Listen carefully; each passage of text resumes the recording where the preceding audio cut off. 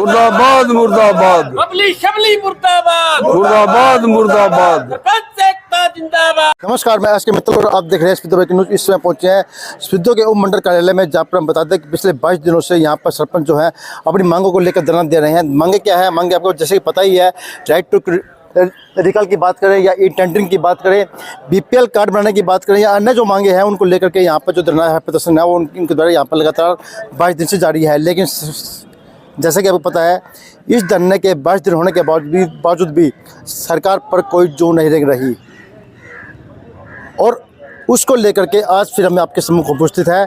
और यहाँ पर जो प्रधान है, सरपंच एसोसिएशन के जो प्रधान हैं, उनसे भी हम बात करेंगे और जानेंगे कि उनका इस बारे में क्या कहना है। और साथ ही जैसा कि आपको बता दें कि कल स्पितो के अंदर जेपी दलाल यहाँ पर आने वाले हैं किसानों की पाठशाला के अंदर, उसको लेकर भी इनका क्या नज़रिया है, क्या उसका विरोध करने वाले हैं या समर्थन करने वाले हैं या अन्य कोई इनकी जो रणनीति है वो भी हम जानेंगे। तो देखते रहे स्पितो ब्रेकिंग न्यूज़ और खबर को अधिक से अधिक शेयर करें। हाँ जी, 22 दिन से धरने पे बैठे हैं, अभी तक सरकार के कानों पे जूं तक नहीं रहेंगी, क्या कहेंगे? किस पहले तो मीडिया का मैं धरना स्थल पे पहुंचने पर बहुत बहुत स्वागत करता हूं। हमारी आवाज़ उठाने के लिए आप तीसरा स्तंभ है, आपका यहाँ आने पे धन्यवाद।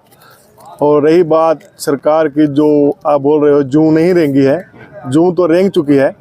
सरकार ने दबाव बनाना शुरू कर दिया है सेक्रेटरियों के माध्यम से।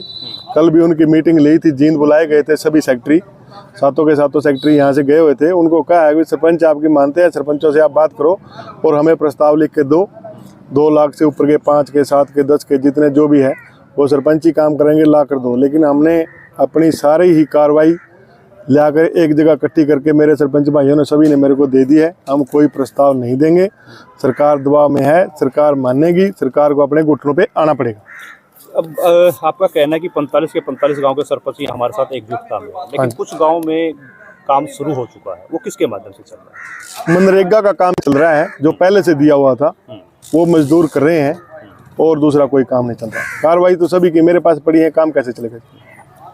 कल कृषि मंत्री जेपी दलाल सफेदो पहुंच रहे हैं और किसानों की पाठशाला का आयोजन किया जा रहा है, क्या सरपंच एसोसिएशन इसके प्रति कोई रणनीति बना? अभी पूरे हरियाणा स्तर की जो अपनी कमेटी है, वो कमेटी का कोई निर्णय नहीं आया इस बारे में। अगर कोई निर्णय आता है तो फिर हम उसका विरोध करेंगे जाकर के। पहले हमारी बात मानी जाएगी, फिर उसके बाद कोई कार्रवाई होगी। आगामी रणनीति क्या रहेगी? आगामी रणनीति अभी बीजेपी और जेजेपी के जितने भी विधायक बने हुए हैं हरियाणा में, उनका विरोध चल रहा है। उनके घरों के सामने, ऑफिस के सामने जाके धरने दिए जा रहे हैं। अपने यहाँ तो कांग्रेस के हैं, वो पहले ही अपना आगे समर्थन कर चुके हैं यहाँ, उनके पास तो हम जाकर करेंगे क्या? अगर हमारा कोई समर्थन मांगेगा दूसरा ब्लॉक, तो हम उसके साथ जाने के लिए तैयार हैं। तो जितनी मांगे आपने रखी हैं उस पर अडिग रखे हैं? हाँ बिल्कुल, उन मांगों पर हम अड़िग हैं और डटे रहेंगे जब तक हमारी ये मांगे नहीं मानी जाती। और क्या मैसेज देना चाहेंगे सफेदो क्षेत्र के जितने भी ग्रामीण है या जितने भी पदाधिकारी? हाँ, सफेदो क्षेत्र के जितने भी ग्रामीण हैं, उन्होंने हमें चुन करके विकास करवाने के लिए यहाँ भेजा था, ना कि धरने पे बैठने के लिए भेजा था। वो देख रहे हैं हमारे सरपंचों के साथ क्या दुर्व्यवहार किया जा रहा है, तो भली भांति जनता जानती है। इसका जवाब वो इलेक्शन में आके देगी। इस बात का अगर सरकार मान जाएगी तो अच्छी बात है, नहीं मानेगी तो जनता उसका जवाब देगी। जनता से अपील है, अभी हमारी मदद करें। अब सीएम मनोहर खट्टर ने पीछे भी रैली हुई थी नरवाना में, वहाँ कहा जी 1600 सरपंच काम पे आ चुके हैं, बाकी और भी आ जाए। वो फिर छुपने में आगे होंगे उनके 1600 सरपंच, वो बताएं 5-4 का नाम बता दें, हम मान जाएंगे उनके भी आगे होंगे। गया तो कोई नहीं, वहाँ तो विरोध करने के लिए गए थे। 1600 सरपंचों ने गिरफ्तारियां जरूर दी थी, वो उल्टी बात कह गए, उल्टी बात कहना जानते हैं, बार्मक स्थिति फैला रहे हैं। हाँ जी, के बीच पहुंचे सरपंच। तो किस तरह की रणनीति देखते हैं? क्या प्रोटेस्ट जो जारी है वो कब तक, कितना लंबा जाएगा? सबसे पहले तो मैं मीडिया कर्मियों का यहाँ आने पर धन्यवाद करता हूँ, और सभी साथी का जो सरपंच है उनका जो सहयोग है उनका भी धन्यवाद कर रहा हूँ। सीएम साहब ने 5 तारीख की रैली में नरवाना में अनाउंस किया था, भाई जो सरपंच अगर काम नहीं करेंगे 31 मार्च तक, उनके पैसे हम दूसरे सरपंचों को दे देंगे जो काम करेंगे। सीएम साहब ने कहा मैंने 1100 करोड़ सरपंचों को दे दिए, किसी भी सरपंच के खाते में देख लें अभी तक कोई पैसा नहीं आया है। और ऐसा कोई रूल नहीं है, अगर मेरे खाते में पैसे आते हैं तो कोई अपने आप निकाल के दे देगा। हमने अपने सारे खाते चेक कर लिए, हमारे पास अभी किसी सरपंच के पास कोई पैसा नहीं आया। और वो किसी के खाते में से निकाल के देने वाला वो होते कौन है?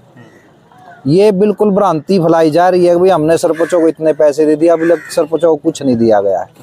रही बात सरपंच काम कर रहे हैं, सरपंच अपने छोटे लेवल पे काम कर रहे हैं। जो उन्होंने जेन्युइन प्रॉब्लम अपनी लग रही थी गांव में, भाई हमने बढ़ना ही मुश्किल हो जाएगा, 2 लाख से ऊपर आज तक किसी सरपंच ने कोई टेंडरिंग का काम नहीं दिया है। अगर दिया है तो हमें दिखा दें, उसका एस्टीमेट है वो हमें दिखा दें।